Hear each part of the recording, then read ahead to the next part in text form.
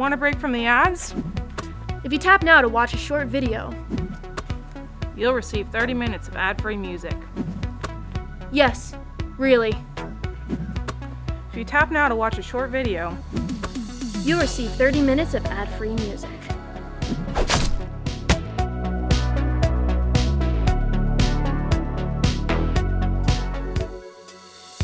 Throwing acts, throwing blunt objects. You have to be very careful when you're working with this sort of stuff. But, maybe you're shooting a project where you want to throw a sharp object across the room.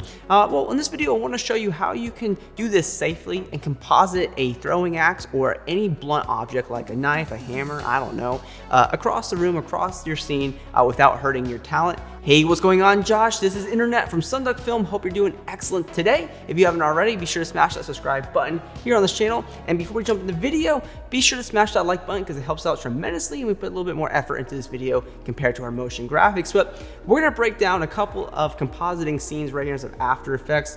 The first thing we're gonna be doing is talking about how to actually insert, a throwing axe into Nikki's body. Yeah, that was fun.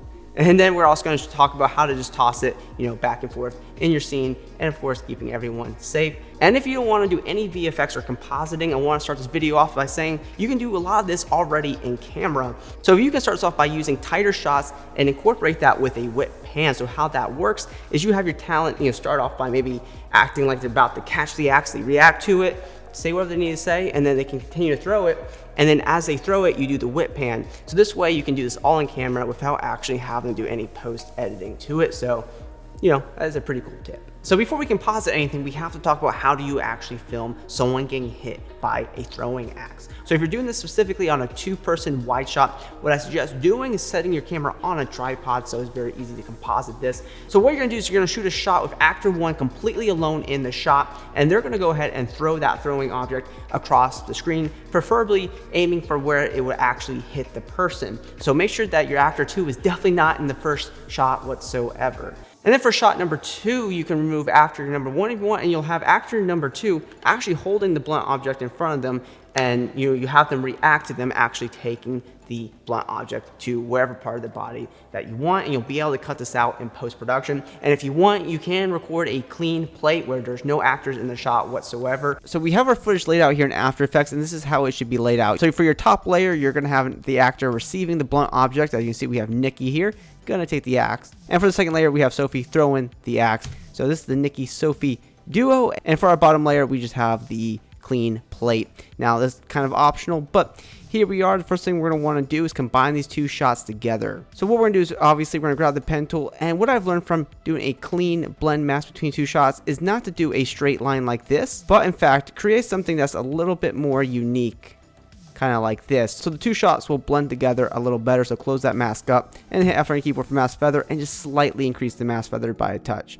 So now these 2 shots will look as one. So there's 2 things that we have to do in the shot. We have to remove the axe from Nikki's hand before she gets hit, and we want this axe to continue to travel on to Nikki's shot. And so first we'll animate the axe over. So we'll take Sophie's layer and we'll duplicate that and we'll rename it to axe. And then we'll take that duplicated axe layer and bring it to the top, and we'll grab our pen tool here, and then we'll create a mask around the axe very tight, like so. Now one thing, we're kind of maxing out motion blur here, which is fine for video. So we'll hit M key for mask path and add a keyframe for that. And we'll set this to none for now so we can see the axe. And we'll move forward by 1 frame, and we'll move the mask over to cover up the axe. And we'll keep doing this. And we'll do this every frame until it reaches over to your second actor. So it only needs to be a few frames. We'll come here and set the mask back to add. Now one thing we're going to want to do as well is a few frames forward, we're going to hit P on keyboard for position. We'll add keyframe for position, move to that last keyframe there, and we'll position this axe to go downward so it'll fit, where it's supposed to go. And then what we'll do is we'll drag in the out point to shorten up this axe shot so it'll go right where it's supposed to be in the edit. So now we'll go through this, boom.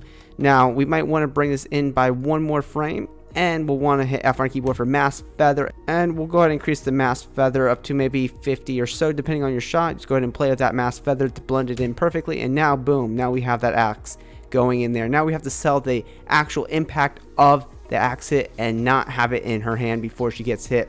So we'll do that right now. So what we're gonna do is we're gonna grab Nikki's layer and we'll grab the pen tool again. So this is a nice little way to cheat this. So what we'll do is, so what we're gonna do is kind of mask this out of her hand like so. Beautiful. And we'll hit M on our keyboard for mask path, and we will set this to subtract. So now she doesn't have that in her hand.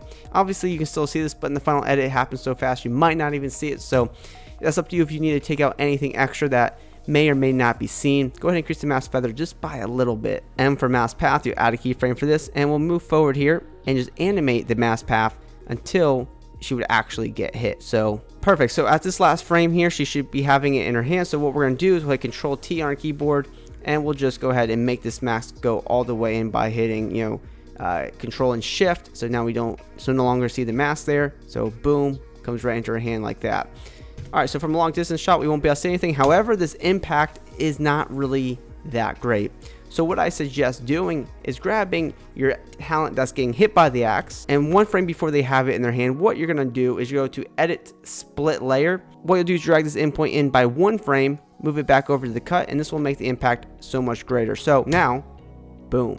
So since this was shot on a tripod, you might want to add some camera shake. So go to Layer, New, Null Object, and parent all the layers to the null object like this, and you hit P on your keyboard for position. You'll alt click to stop watching, you type in wiggle, and you'll type 1,20 close parenthesis like this. So now you'll have a little bit of camera shake. Grab all your layers, hit S on keyboard for scale, and just increase this by a little bit. And with a little rough color correction, this is what we'll have. And before we move on, I want to show you how you can save a tremendous amount of time and produce awesome work right here inside of After Effects with our Motion Graphics Professionals pack. So this is our extension right here inside of After Effects. This is the Motion Graphics Professionals pack where we have 1,400 templates in here. And how this works, we find an element that we want to use, we can preview it and click on Apply. And now we have this title animation in here. We can double click on the composition, quickly change out our titles. And as we update the title, everything will be auto responsive. And you can change the colors of everything with our control layers inside of every composition. And back in our main comp, everything will update. We can take this even further with some cool elements here. So we have some accent graphics that you can quickly use to help spruce up your composition. And now there's some more detail in our comp. We can come here to our backgrounds, and we can find some really cool gradients here, and we'll apply this one real quick. In about a minute or two, we're able to put together a really cool composition just by using 3 templates out of this pack of 1,400 templates, where we have many more categories like promos, transitions, and really cool creative effects to help bring your projects to the next level. So if you need to produce professional work right now, you can take a look at any of the packs we have off our website. We have packs for After Effects and Premiere Pro. If you do pick up anything from our website, you will be supporting our channel, so thank you very much. And passing the axes back and forth is pretty much the same exact thing as throwing the axe and hitting somebody. It's just all about in the performance, just making sure that everything looks believable when they're throwing it and pretending to have already caught it. So for the person actually throwing the axe, you have them actually act it out and throw the axe actually. And for the actor number 2, what you're gonna do is you're gonna have them already holding the axe, and they're going to react to catching that axe, and you'll be able to composite this together in post-production. Alright, so we've done the same thing again. We have Nikki just throwing the axe across the screen, and then we inserted Sophie into the scene just by doing the mask things again. So we have the squiggle mask, and this time around we have 2 masks to cut out the axe before she catches it, and then as soon as she catches it in real time, what's happening is we'll split the layer here, and we'll delete the original masks that are cutting out the axe she's holding, so there you can see the axe, and then she'll proceed to throw it back. Unfortunately, you can only do one pass and kind of fake a pass back. But then, of course, we have the original axe that was being thrown here in its own layer, so we can proceed over to Sophie's side. So essentially, it's the same thing as getting hit with the axe. Now, so one thing you want to keep in mind when you're filming this sort of thing, especially outside, is lighting. So the lighting between these 2 shots were not the same. So you might need to bring down the exposure of one of the shots. So you see Nikki was a little bit more overexposed here because it got a little brighter on her side. So we've added a curves filter to her layer, and we darken that down to match the clip a little bit better. And on top of that, some further notes I'd like to give: don't shoot against a moving background. So these trees are actually slightly moving. So, and when you're scrubbing through this, it doesn't look 100% perfect. And in real time, with a little bit of color correction, you can get away with this because of the motion blur, and being able to add contrast to the image helps. So now you can hack away at your friends in camera, of course, by throwing any sort of blunt object at them. Of course, I like to say, shot first, safety later, but in this case, don't actually hurt anyone. So I hope you found this video fun and enjoyable. We'll do some more of these. So if you haven't already, be sure to subscribe to our YouTube channel, Sunduck Film. Drop a like on this video because it does help us out very much. And always be creative.